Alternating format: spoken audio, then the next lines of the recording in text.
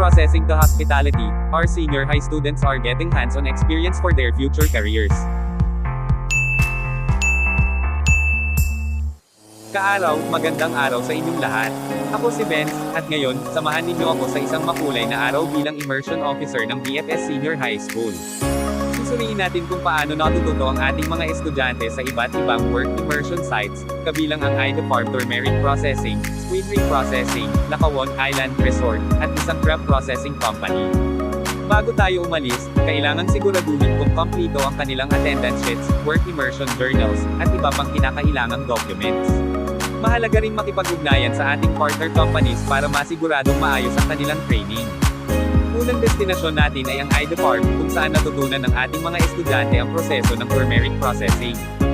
Dito, makikita natin kung paano ginagawa ang turmeric powder mula sa pagpapatuyo ng ugat hanggang sa pagbalot ng finished product. Sunod naman, dadalawin natin ang squid ring processing site. Dito, natututo ang ating mga estudyante kung paano ang tamang paghahanda, paglilinis, at pagproseso ng squid rings para siguradong fresh at quality ang produkto. Ngayon naman, nasa Lackawan Island Resort tayo. Dito, natutunan ng ating mga estudyante ang hospitality industry, mula sa food service, housekeeping, hanggang sa guest relations. Panghuli, bisitahin natin ang crab processing company. Dito, hands-on ang ating mga estudyante sa sorting, pagluluto, at pagpack ng crabs para sa local at international markets. Napakahalaga ng trabahong ito dahil ang seafood processing ay isa sa pangunahing industriya natin dito sa probinsya. Isang napaka-productive na araw ang ating naranasan. Nakakatuwang makita ang ating mga estudyante na natututo at nahahasa sa iba't ibang industriya.